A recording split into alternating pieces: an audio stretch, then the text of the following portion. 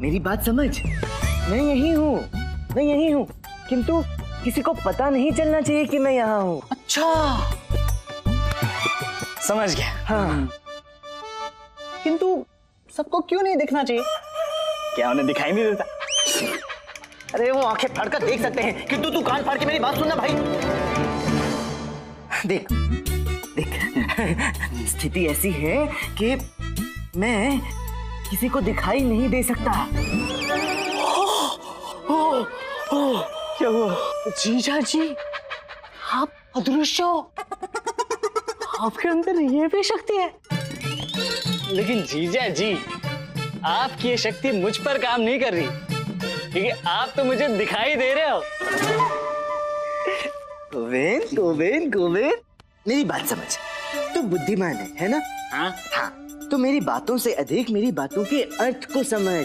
मैं यहाँ छुपा हुआ हूँ इस घर में 3 माह के लिए। यदि इस अवधि के दौरान मुझे बाहर वालों ने से किसी ने देख लिया तो फिर मैं विजयनगर में कभी नहीं दिखाई दूंगा। इसीलिए एक क्षण जीजा जी, आप छुपे हुए हो। मैं छुपा हुआ हूँ, इसलिए आप किसी को दिख नहीं रहे हो। नहीं दिख रहा। तो फिर आप मुझे कैसे दिख रहे हो? वापस वहीं पे अटका, क्योंकि गोविंद मैं तेरे सामने खड़ा हूँ ना, इसलिए तुझे दिख रहा हूँ। तो फिर बाहर वालों को क्यों नहीं दिख रहे हो? क्योंकि मैं छुपा हुआ हूँ इसलिए नहीं दिख रहा। समझ गया जीजा जी। हाँ। आपके अंदर ये जो अदृश्य होने की छुपी हुई शक्ति है ना, ये तभी सक्रिय होगी जब आपको कोई बाहर वाला देखेगा, और फिर आप सदैव अदृश्य होकर विजयनगर में रहोगे। आप तो धन्य है जीजा जी, आप शक्तिशाली है। चरण कहाँ है आपके? चरण स्पर्श जीजा जी, चरण स्पर्श जीजा जी। हे माँ, ये कौन से कर्मों का फल है? पीड़ा दिए बिना तो ये मेरे प्राण छोड़ेगा नहीं। तूने इसे मेरा भेजा खाने के लिए ही भेजा है ना? ओ बुद्धिमान बालक, उठो, मेरे पैर छोड़ो। हाँ जीजा जी। मैं समझ गया कि तुझे नहीं समझाया जा सकता, इसलिए तू कुछ मत समझ। हाँ, कुछ भी मत समझ, बस मात्र एक कार्य कर। क्या जीजा जी? बस एक ही कार्य? हाँ, एक ही कार्य कर। कुछ क्षण के लिए चुप रहे और मुझे सोचने दे। नहीं, चुप। मैं सोच के जीजा जी।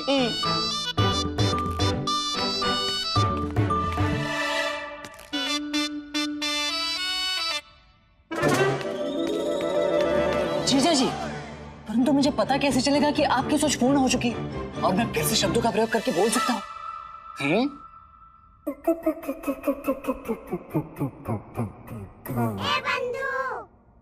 रामा, कोई पूर्णतः मूर्ख व्यक्ति होता है तो हम उसे कुछ समझाने का प्रयास नहीं करते और बच जाते हैं, परंतु ये तेरा साला आधा मूर्ख है। तू इसे समझाने की कुल्हाड़ी चलाता रहेगा और अपना ही पैर काट लेगा। ये बाहर जाकर अपना मुख खोलते ही तेरे घर में छुपे होने का रहस्य खोल देगा। हाँ बंधु, ना इसे रोक सकता हूँ ना समझा सकता हूँ। करूँ तो क्या करूँ?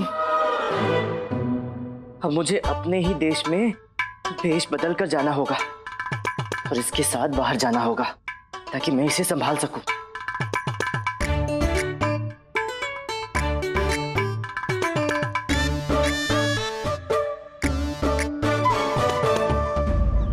लो खाओ और खाओ, जितनी इच्छा है उतना खाओ। भ्राताश्री, विजयनगर आने के पीछे हमारी 2 इच्छाएं थी। क्या?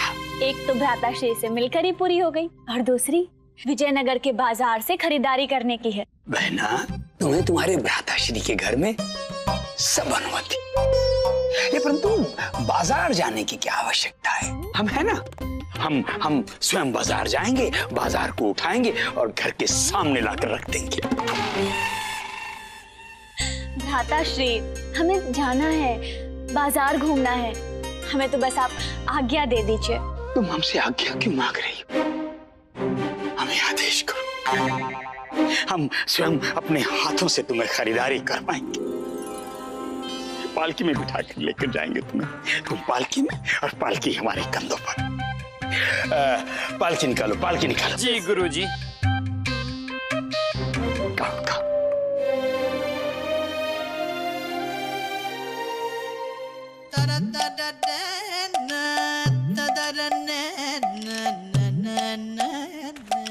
जीजा जी पगड़ी। ये नहीं, हाँ, ये वाली दिखा। वाह, ये पगड़ी तो बहुत ही सुंदर है। बता आपको कितनी सुंदर लगी रामा जीजा जी? तू मुझे मरवाने पर तुला हुआ है। रामा जीजा जी नहीं, केवल जीजा जी। जीजा जी के अतिरिक्त कुछ मत बोलना। क्या बोलेगा? रामा जीजा जी। गुरु बहन अनंता लक्ष्मी की, गुरु तथाचार्य की, गुरु बहन अनंता लक्ष्मी की, गुरु तथाचार्य की, गुरु बहन अनंता लक्ष्मी की। गुरु तथाचार्य। प्रभु, ये क्या हो गया? ये तो सिर मुलवती ओले पड़ गए। जिससे सबसे अधिक बचना था वही आ गए। गुरु बहन अनंता लक्ष्मी की, अब क्या करूं? अरे तू क्या देख रहा है? चल भाग यहाँ से। अनंता लक्ष्मी की, गुरु तथाचार्य की। जीजा जी आप मुझे घुमाने लाए या भगाने? और ये क्या, मैं पगड़ियां पहनता हूँ, चूड़ियां नहीं। और मेरे जीवन में अब तक वो हाथ भी नहीं आए जिन्हें मैं चूड़ियां पहना सका। मेरी बात ध्यान से सुनो, यहाँ से हिलना भी मत।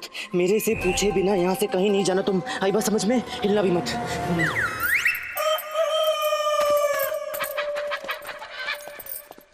रुको बहन अनंता, हम बाजार आ गए। तुम्हें जो लेना हो लो, दिल खोल कर। कोई दाम बोले तो हमारा नाम बोल देना। भ्राताश्री, हमें ना रंग बिरंगी चूड़ियां खरीदनी है। अवश्य अवश्य, जितनी चूड़ियां लेनी है लो। वो कोने वाली दुकान है ना, वहाँ पर हैं चूड़ियां। हाँ हाँ, चलो आओ आओ आओ। मम्मी, ये बुड्ढे ने हमें पारिवारिक दास बना के रख दिया है। धनी, ये सब मिलके आज हमारा तेल निकालेंगे, कोल्हू की बेल की तरह।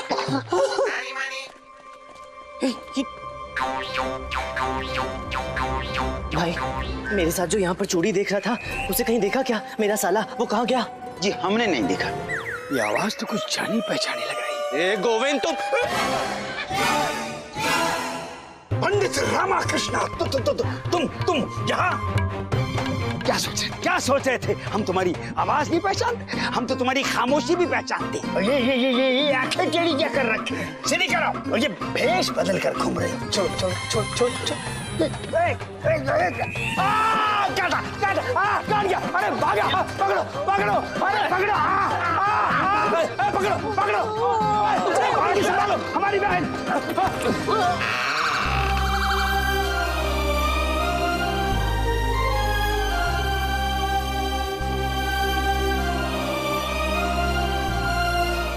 बहन,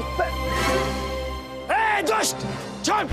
छोड़ हमारी बहन को, छोड़, अन्यथा हम अभी ये पालकी दे मारेंगे।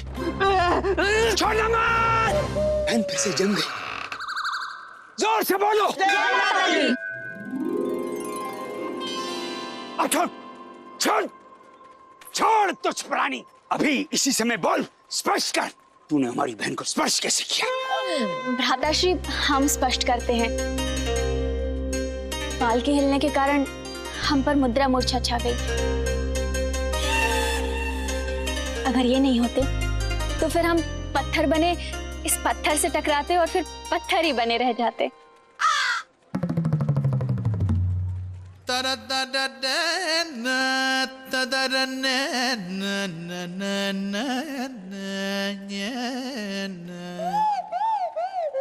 शिव शिव शिव शिव शिव शिव, बच गई हमारी बहन।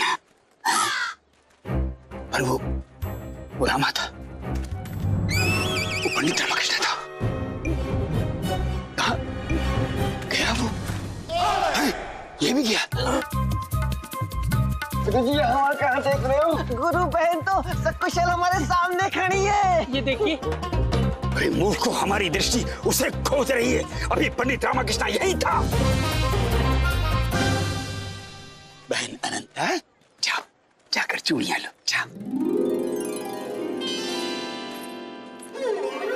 वो हमारी दृष्टि से ओझल कैसे हो गया? कैसे ओझल हो गया वो? हम गुरुजी की सहायता करते।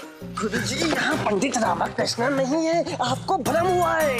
गुरुजी, यदि अकेले में पंडित रामा का विचार आए तो चलेगा, परंतु भरे बाजार में सबके सामने ये भ्रम हो जाए तो उचित नहीं है। पहले हमने पंडित रामकृष्ण की आवाज सुनी, फिर वो हमें दिखाई भी दिया, तब कहाँ गया वो? पंडित रामकृष्ण की भाग्य ने उसे देश निकाला दिलवाया। उसका दुर्भाग्य उसे हमारे सामने लाया। तो अब क्या करूं जी?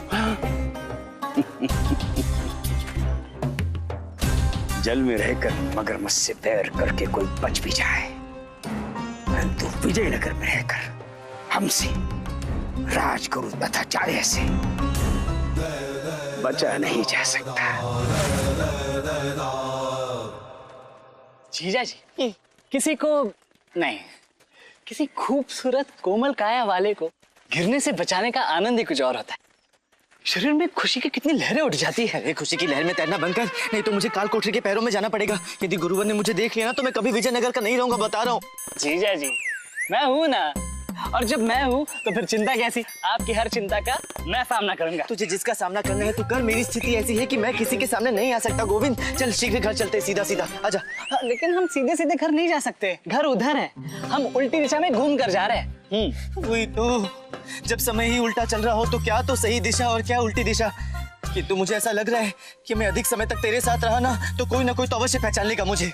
कोई क्या, आपको तो हर कोई अवश्य पहचान लेगा। अर्थात जितने समय से आप यहाँ रहे हैं, यदि इतने समय तक मैं भी रहूं तो मुझे तो गली का कुत्ता भी पहचानने लगेगा। गोविंद, मैंने तुझे समझाया है ना कि मैं यहाँ नहीं हूँ, मैं कहीं और हूँ। लेकिन जीजा जी, ऐसा कैसे हो सकता है? मतलब अभी आप मेरे सामने हो और कुछ देर पहले बाजार में थे। ये बात तेरे और मेरे अतिरिक्त किसी को नहीं पता गोविंद। जीजा जी, आप भूल रहे हो, ये मेरी बहन, आपकी पत्नी और भास्कर की माँ, तीनों को पता है। 3 है? हाँ, 3 नहीं 4, गुंडप्पा को भी तो पता है। गोविंद, कान से मात्र सुन मत, मस्तिष्क से समझ। देख, घर वालों को पता है ठीक है, बाहर वालों को नहीं पता चलना चाहिए। क्या नहीं पता चलना चाहिए? यही कि मैं यहाँ हूँ। लेकिन जीजा जी, घर वालों को भी नहीं पता कि आप यहाँ हो। हमने तो रास्ता ही अलग लिया है ना, तो उनको कैसे पता चलेगा कि आप कौन से रास्ते से आ रहे हो? मैं रास्ते की बात नहीं कर रहा, मैं विजयनगर की बात कर रहा हूँ। रास्ता भी तो विजयनगर में ही है ना। अरे तो मैं विजयनगर में नहीं हूँ, नहीं हूँ, नहीं हूँ। भाई अब विजयनगर में ही हैं। भाई साहब, ये मेरे जीजा जी विजयनगर में है ऐसा आपको लगता है, मगर ये है नहीं। धन्यवाद भाई। है जी, मुझे कुछ क्षण दीजिए, मुझे सोचने दीजिए। नहीं, तुम कुछ नहीं सोचोगे। जीजा जी, मैंने सोच लिया। आप बस यहाँ कुछ देर रुकिए, मैं जाकर सबको लेकर आता हूँ। तब तक आप अपने असली रूप में आ जाइए, फिर सब आकर आपको पहचान लेंगे और आपकी ये पहचान की समस्या समाप्त हो जाएगी। मैं समाप्त हो जाता हूँ गोविंद, मैं समाप्त हो जाता हूँ। तू सीधे सीधे शीघ्र घर चल मेरे साथ। कहाँ लगी तुम्हें बहना? बताओ, हाथ में लगी हैं? बोलो ना। संभल के गरम दूध, इससे हमारी बहन का मुख चल जाएगा। स्वामी आप निश्चिंत रहिए, वो नहीं जलेगी। हम ये लेप लगाने के पश्चात ही उनको दूध पिलाएंगे। लेप किस लिए? हमें कोई घाव नहीं हुआ है, हम बिल्कुल ठीक हैं। हमारा सौभाग्य तुम ठीक हो। वरुण वाला लेप लाई हो तो लगा दो ना, प्रतीक्षा मत करो घाव लगने की। देखो बहना, वो तुम्हारी जो पालकी थी वो हमारे कारण नहीं, हमारे आवेश से दौड़ी थी, जो हमें उस पंडित को देख कर आता है। परंतु चिंता मत करो, हमने उसकी नौका को बीच समंदर में धकेल दिया है। बस वो डूबने से पहले छटपटा रहा है। छोड़ो उसकी बात छोड़ो, तुम सच बताओ, ये घाव कहाँ लगा है? घाव लगा तो नहीं, परंतु हाँ लग सकता था। अगर वो वहां नहीं होता तो हमारा तो सर ही फट जाता। अनंत लक्ष्मी ना, ये क्या कर रही हो? अपने शुभ मुख से अशुभ क्यों बोल रही हो? तुम क्या कर रही हो? लगाओ, लगाओ, हाथ पर लगाओ, हाथ पर लगा दो। भ्राताश्री, अगर वो नहीं होता तो हम पत्थर पर गिर जाते, परंतु वो पंडित है कौन? है नहीं, था, और अब वो रहेगा भी नहीं। परंतु वो पंडित था कौन? वो है एक पाखंडी है वो। उसके पाप का घड़ा हमने कई बार अपने हाथों से भरा है, परंतु इस बार हम उसे खाली नहीं होने देंगे, छोड़ देंगे। परंतु हमने तो उसे समीप से देखा है, हमें तो वो ऐसा नहीं लगता। किसी मूरत से भी अधिक भोला प्रतीत होता है। बहना बहना हमारी बहना, भोली तो तुम हो जो इस प्रकार मुख में राम और बगल में छुरी रखने वाले को समझने में सक्षम नहीं हो। उस पंडित को देखकर तो ऐसे लगता है जैसे वो लोमड़ी में बंदर समाया हो। नहीं नहीं, वो तो सुंदर लग रहा। अनंता, अनंता, देखो बहना, उसे अपने मस्तिष्क से निकाल दो। जाओ जाकर विश्राम करो, और हाँ, सोने से पूर्व उसे भूल जाओ, क्योंकि शीघ्र ही विजयनगर भी अब यही करने वाला है। चलिए आप हमारे साथ विश्राम करने चलिए। आ जाओ, और वो सुनो, लेप लगा देना है। जी अवश्य स्वामी। जाओ बहना, जाओ जाओ जाओ।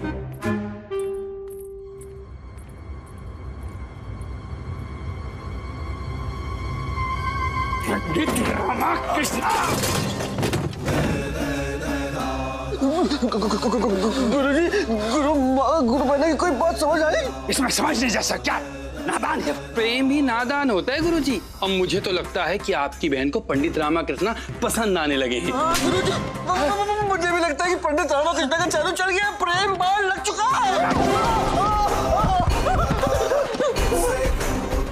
ये पंडित रामाकृष्ण, पंडित रामाकृष्ण।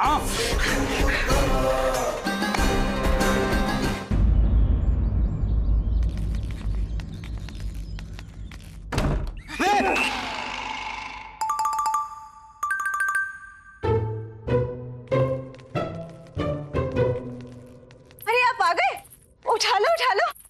मैं कुछ नहीं उठा सकता शारदा, इतना थक गया हूँ कि कुछ भी नहीं उठा सकता मैं।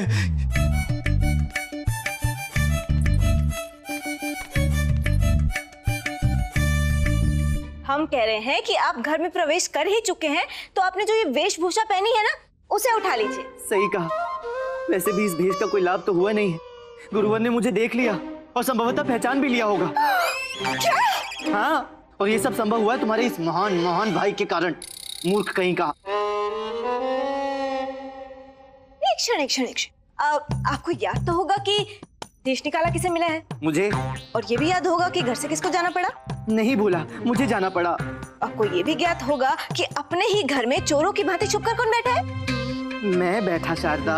तो सब कुछ जब आपका किया धरा है, तो मेरे भाई को मूर्ख क्यों बोला? अपने दोषों की पोटली मेरे भाई के सर पे मत डालिए। ये बापू को हमेशा गलत लोग ही क्यों मिलते हैं? उनकी वजह से मुझे भी ऐसा मामा मिला है। शारदा महोदया, जितना क्रोधित होना है मुझ पर बाद में हो लेना। पहले अपने इस महान भाई से पूछो, क्या जरूरत थी मुझे छोड़कर जाने की?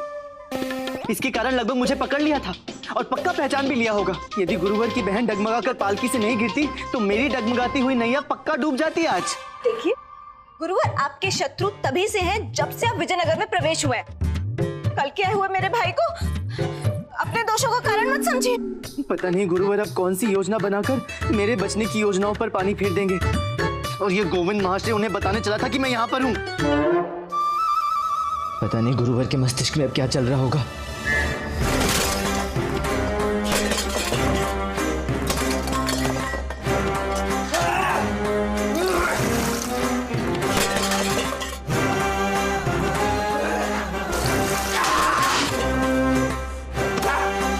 मुझे तो लगता है कि आपकी बहन को पंडित रामाकृष्ण पसंद आने लगेगी। पंडित रामाकृष्ण का जादू चल चुका है, गुरु बहना पर प्रेम बाण लग चुका है। धीरे धनी मनी का कथन वेदन में सच्चाई जाए और पंडित रामाकृष्ण तुच्छता में इतना गिर गया है, तो हम अपनी दुष्टता में आकर भूल जाएंगे कि पंडित रामाकृष्ण का कितना विनाश करना है और कितना नहीं।